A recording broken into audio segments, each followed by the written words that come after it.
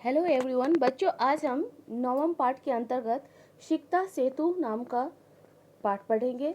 सिकता सेतु अर्थात ये सिकता बालू को बोलते हैं और यह रेत जो है उससे सेतु का मतलब पुल, उस बालू से पुल का निर्माण कर रहा है, इसीलिए इसका शीर्षक सिकता सेतु है।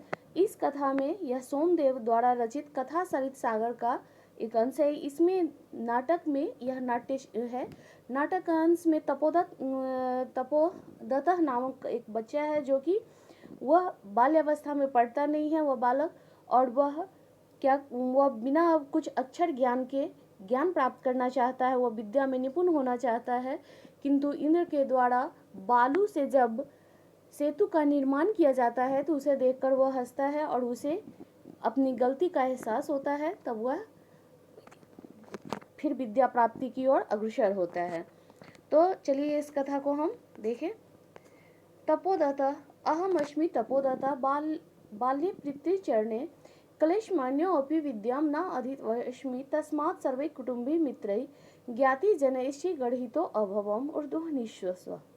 यहाँ देखो कि तपोदत्त बोलता है, मैं तपोदत्त हूँ। बाल्यावस्था में कितना भी इनके पिता ने हमेशा ही कहा कि वह पिता व्याकुल किए इनको कि पढ़ने के लिए, लेकिन अपने मित्रों के द्वारा या कुटुंब के द्वारा कहीं भी यह जब किसी के द्वारा भी कहने पर जब इसकी विद्या इन्होंने प्रारंभ नहीं की और सभी जगह कुटुंबों में उपहास का पात्र इन्हें बनना पड़ा।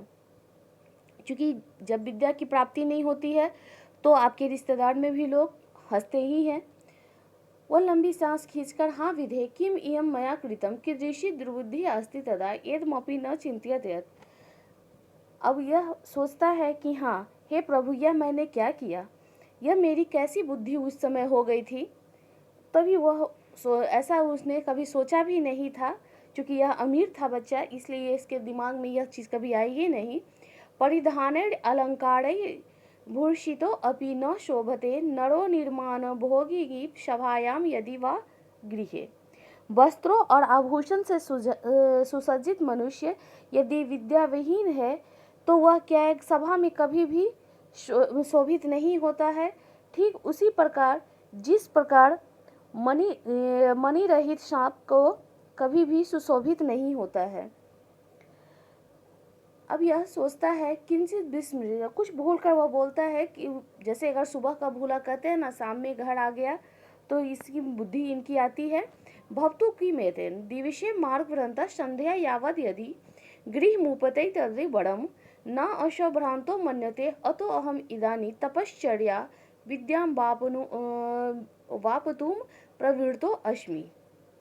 अब यह सोचता है कि अच्छा कोई बात नहीं है, ठीक, अगर सुबह का भूला हुआ शाम में अगर घर चला आता है तो वह रास्ता भटका हुआ नहीं कहा जा सकता।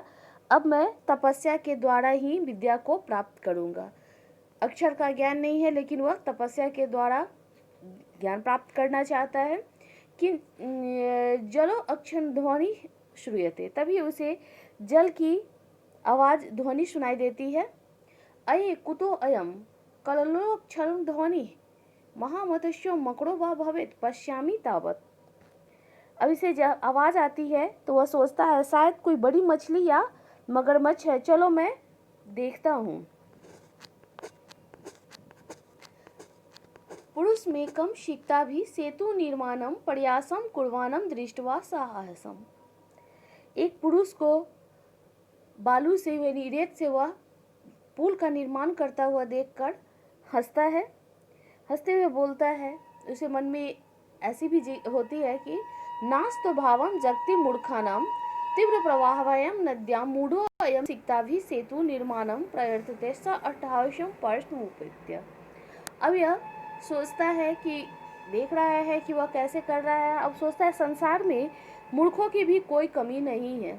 जहाँ तीव्र प्रवाह वाली नदी है तो यह मूर्ख उसमें रेत से पुल बनाने का प्रयत्न कर रहा है और जोर जोर से हंसते हुए वह उसके पास जाता है। आप देख रहे हैं यहाँ चित्र में वह खुद तपस्या के लिए बैठा है और एक पुरुष यहाँ बालू से पुल बनाने का प्रयत्न कर रहा है। अब वह जाकर वहाँ क्या बोलता है, भो महाशय किमिदं विद्यते अम्लमं तव श्रमेण पश्य। अब यह बोलता है कि हे महाशय, यह क्या कर रहे हैं आप, बस श्रम न करे, यानी कि कोई भी काम मत करे। रामो बबंधम यम सेतु शीलाभिकर्णया करले विद्वद बालुकाभीष्टम यासी तवमिता रामातम। श्री राम ने समुद्र के जिस पुल के शिलाओं से बनाया था, उस पुल पर आप रेत से बनाकर उनके पुरुषार्थ को अर्थात आप उनके किए गए कार्य का उपहास कर रहे हो या अतिक्रमण कर रहे हो। चिंत्यतावत् शिक्ता भी क्वचित सेतु कर्तुं युज्यते। जरा सोचो कि कहीं रेत से भी पुल बनाया जा सकता है। पुरुष बोलता है, भो तपस्विन् कथं माम अवरोधं करोषि, प्रयत्नेन किम न सिद्धं भवति, का आवश्यकता शीलानां शिक्ताभिरेव सेतुं करिष्यामि स्वसंकल्प दृढ़तया। वह पुरुष बोलता है कि हे तपस्विन, तुम मुझे क्यों रोकते हो, प्रयत्न करने से क्या सिद्ध नहीं होता, शिलाओं की आवश्यकता ही क्या है, मैं तो रेत से ही पुल बनाने के लिए संकल्पबद्ध हूँ या दृढ़ संकल्प कर चुका है। तपोदतः आश्चर्यं किम सिक्ताभिरेव सेतुं करिष्यसि सिक्ता जल प्रवाहे स्थास्यन्ति किम भवता चिंत्यति न वा। अब वो बोलता है कि तपोदत्त कि आश्चर्य है, रेत से ही पुल बनाओगे, क्या तुमने यह सोचा है कि रेत जल प्रवाह पर कैसे, यानी कि जल की जो धारा है उस पर कैसे स्थिर रह सकता है।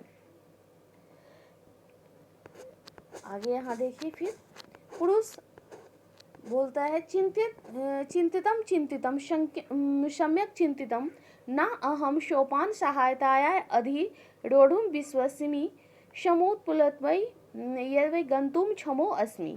वह पुरुष बोलता है कि सोचा है, अच्छी प्रकार सोचा है कि जिस प्रकार सीढ़ियों से मार्ग में, यानी ये सीढ़ी से वह सोचता है कि मैं एक एक सीढ़ी करके चढ़ने का, ऊपर चढ़ने का ये नहीं हूँ, उस पर विश्वास नहीं करता हूँ, मैं छलांग मारकर मैं जाने की क्षमता को जो होता है मैं उसमें विश्वास करता हूँ, यानी कि वह सोचता है कि मैं सीढ़ी के द्वारा ही नहीं चढ़ूँ, मैं एक बार छलांग लगाकर ही चढ़ूँ। तपोदत्त सव्यंग्यम, अब उसके मन में व्यंग पूर्वक वह बोलता है, साधु साधु, सावास एक तरह से कहता, अच्छा शाबाश, आंजनेय पे अतिक्रमयामसि, बहुत अच्छा, तुम अब अग्नि, ये जो है आंजनेय किसको कहा गया है, हनुमान जी का जो अंजनी पुत्र है उनका भी तुम अब अतिक्रमण करने लगे।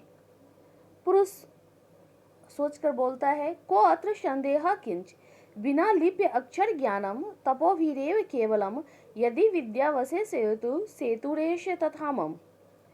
अब यह बोलता है कि बिना लिप्य अक्षर ज्ञान के इसमें कोई भी संदेह नहीं है। अब वह पुरुष जो है तपोदत्त को ही एक तरह से संकेत करके बोलते हैं कि बिना लिपि और अक्षर ज्ञान के बिना तुम केवल तपस्या से जब विद्या तुम्हारे बस में हो जाएगी, उसी प्रकार मेरा यह पुल भी रेत के द्वारा बन जाएगा।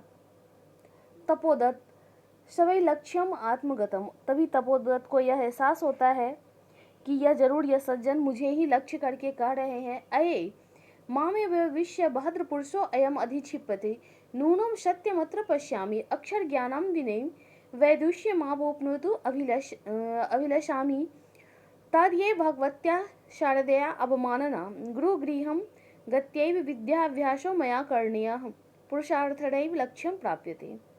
अब यह मन में सोचते हैं कि यह जरूर ये मुझे ही लक्ष्य करके कहा जा रहा है, निश्चय ही मैं यह सच्चाई देख पा रहा हूँ कि बिना अक्षर ज्ञान के मैं विद्वता प्राप्त करना चाहता हूँ, तो यह देवी सरस्वती का मैं अपमान ही तो कर रहा हूँ। मुझे गुरुकुल में जाकर ये विद्या का अध्ययन करना चाहिए। निश्चय ही यह जो है पुरुष मुझे ही लक्ष्य ये बता रहे हैं, इसी के द्वारा ही इनको पुरुषार्थ की, यानी कि मुझे लक्ष्य की प्राप्ति होगी।